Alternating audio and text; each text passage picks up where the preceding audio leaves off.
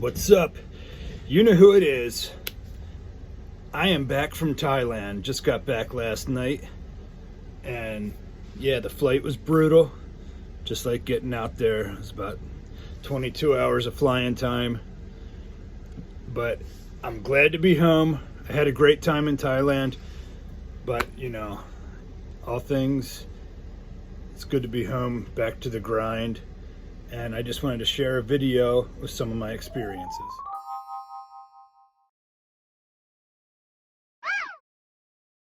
So first of all, the weather was beautiful there. Like every day was in like the 80s or something. So that was a nice break from the winter time here. They don't get any snow out there or anything like that.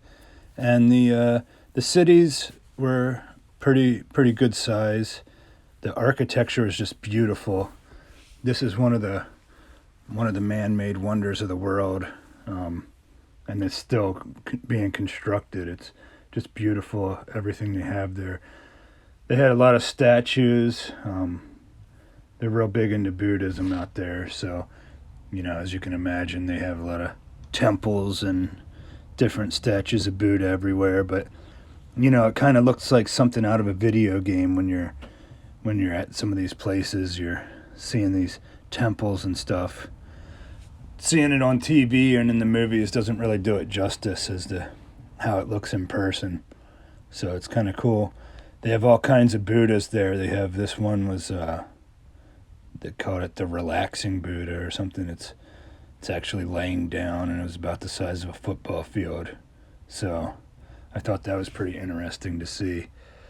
And then they had all different other kinds of ones. They had fat Buddhas, they had skinny Buddhas, like old-looking Buddhas, and I'm not really sure the story behind all that, the differences between the Buddhas or anything, because, I'm not a Buddhist, but it was very interesting seeing how they do this. The beaches were amazing out there.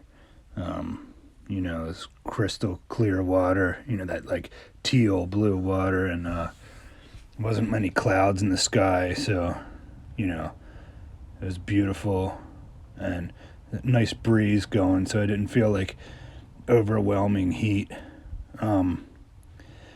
We rented scooters the one day, and they drive on the wrong side of the road out there, so that was kind of hard to get used to. And what I thought was funny about the whole scooter thing is they didn't even check us for like driver's licenses or anything when we rented them.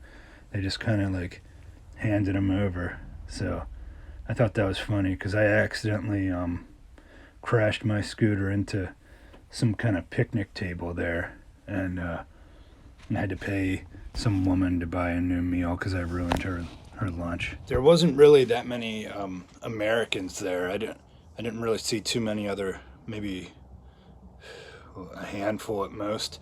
But like in the big cities in Thailand, there's a lot of tourists from different parts of the world. I guess mainly over in that area of the world. You had a lot of Australians, and man, I met people from everywhere. I met Koreans, Chinese people, a lot of people from India, people from Finland, just everywhere.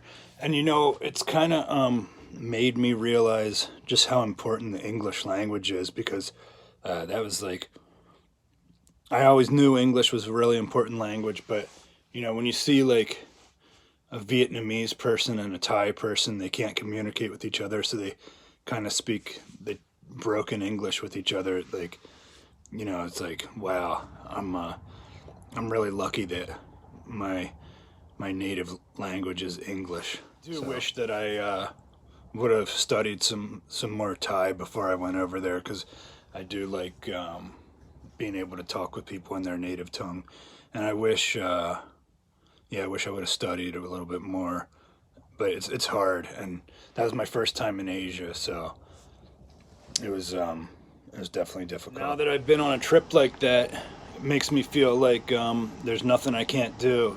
I've been to the exact other side of the world, so if you haven't ever done anything like that, it's definitely definitely an experience.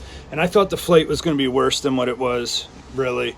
I mean, it was long, but I'm used to flying the cheapest budget airlines where there's like nothing to do. So at least with these, it had TVs and stuff, so you could watch TV and keep yourself occupied a little. The food over there, it was kind of hit or miss.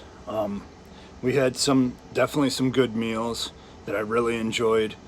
They had this one dessert that was popular there, and you wouldn't think that it's good. It was like sliced mango with sticky rice, which is, you know, just white rice that I guess it has a little sugar in it that makes it sticky. And then they had some kind of sauce that they put on it, and that was really good. That was a really tasty dessert. And I didn't think that would be a good combination, like mango with rice. It seems like it would be disgusting, but it was actually good. And you know, some of the chicken pad thai was good. But yeah, we had some meals that were pretty disgusting, like just different textures, weird textures, and some of the stuff is really spicy over there. Like even if you tell them you don't want it spicy at all, they're still going to bring you something that's too spicy for my my American taste. So, but luckily, me and my friend, neither of us got sick. So, you know, that's a big plus, because sometimes you go away to another country and you get monsoon-bias revenge or whatever it's called, where, you know, you're having all kinds of stomach problems. So that didn't happen to either of us. So, you know, other than just eating some food that tasted nasty, and they have, you know, like different kind of bugs and stuff on the street that they sell that you can eat, like a scorpion on a stick. And like the different restaurants, like we got chicken skin to eat once, and chicken joints, which is like the shoulder and the knee and stuff. And then like they eat the whole chicken, really. They had like a chicken foot. So you know, it's some of the stuff was kind of disgusting, but yeah, we didn't get sick. The price of things wasn't as cheap as I thought it would be. You hear it from a lot of people that that it was a cheap place to go, at least in years past. But I didn't think it was as. I mean, some of the stuff seemed cheap, but you know what? I'm not sure if it was because it wasn't cheap or because you get ripped off by the taxi drivers. Because, you know, normally whenever you go to any country, the taxi drivers are going to be a little corrupt and kind of rip you off. I felt like Thailand was a little bit even over the top, even by other countries' standards. They were, the taxi drivers want to get a cut of everything. So, like, you go to a place and you go on these different excursions, and they don't have like the prices listed. The taxi driver pretty much tells you what you have to pay, and you know he's getting a cut of that, but I don't know any other way around it other than, you know, just paying him. So so the best comparison I could make with the taxi drivers is like how in like ancient Rome you had like the tax collectors who would go and collect your taxes, and they would tell you you owed a whole bunch more than what you really owed, and they would get the surplus for themselves. That's kind of what the taxi drivers were out there. But there's really no way around it, so I guess you just gotta pay. Some things I didn't like out there is so the laws out there are a lot different than here. Like as far as there's no drugs out there. So that was a good thing. Is like the cities were pretty safe. They felt relatively safe. I had like one incident where there was like a drunk guy who was grabbing at a woman's purse. And I kind of got in the middle of that. But other than that, you know, you felt really safe in the cities because there's no drugs out there. But so the laws are a lot different than here. But the law that I really didn't like was they don't have any freedom of speech out there. So they have a king. It's a monarchy, and if you say something bad about their king, you can get 15 years in prison. Like that's the punishment. So I posted 2 videos when I was out there, and they didn't even say anything bad about the king, but they had mention of the king. So I decided to take them down because I I kind of got scared because they don't play around with that whole king thing. Like, and yeah, so in my video I had mentioned about how before the one fighting match that we saw, they sing a song like a tribute to the king, and I thought that was a lot different than in America. You know, how we play the national anthem, they do like a song dedicated to the king. And I just took down the video because I was afraid like they might misconstrue that to think that I was saying something bad, and the last thing I wanted to do is end up in jail over there. So yeah, they don't play around. So if you're ever there as a tourist, just don't say anything about the king, because you don't want to end up in any kind of prison.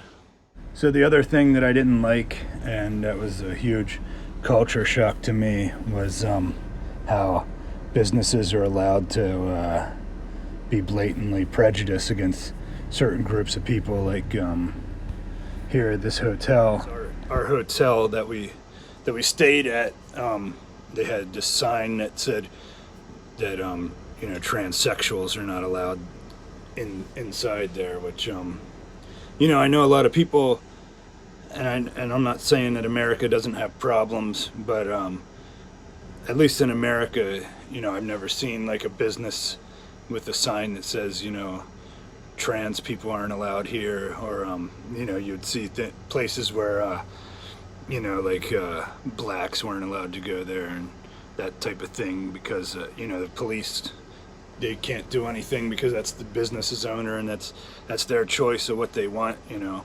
So yeah, I thought that was a huge culture shock, because I've never seen that in America, you know, especially in like New Jersey. That would never fly. Like, prostitution's legal out there, so I don't know why the hotel would say no lady boys allowed. You know, you would think that they would want to not have prostitutes there, but they were allowed to have prostitutes. They're just not allowed to have lady boys at that hotel. So it was kind of yeah, it was kind of weird seeing that. So like, yeah, I know a lot of people in America want to say that America is like the most racist and prejudiced country or whatever, but you know, those people really haven't seen some places in the world like this where it's you know, pretty marijuana is really big out there, and apparently it's, you know, semi new that weed's been you know, legalized and pretty mainstream out there. They had I've never been to Amsterdam, but I would imagine it was very similar to that. There was like just weed stores everywhere, like every corner of the street you'd see just like a little stand where they sell weed, and people just smoking it all about. So, you know, you smell it everywhere you go, and it's just everywhere out there, which I'm not a smoker, so, you know, it didn't really affect me. But I know probably some people might go there as like a getaway to indulge in some of that stuff. So all in all, I'm so glad I went. I feel like it was a great experience. It was cool, like, just, I love cultures and I love seeing different things, so I'm glad. It was a special time. Glad I got to see everything. Would I go back? It's possible, you know, I might go back someday.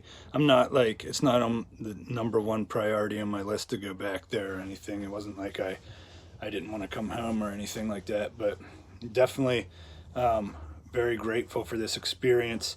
It's something I'm never going to forget. And, you know, more traveling to come. It's like my favorite thing to do is world traveling. So there's definitely going to be more to come, and still so many places that I haven't seen yet that I'd love to see. And but thanks for watching this video. I'm still going to be posting more stuff from my trip to Thailand, because we were there for 10 days, so I have other content coming up. I just wanted to get on here and make this video now, just talking about some of my experiences, but there's more to come. So make sure you're subscribing to this channel and hitting that like button, and stay tuned, and thank you to everybody for watching my videos.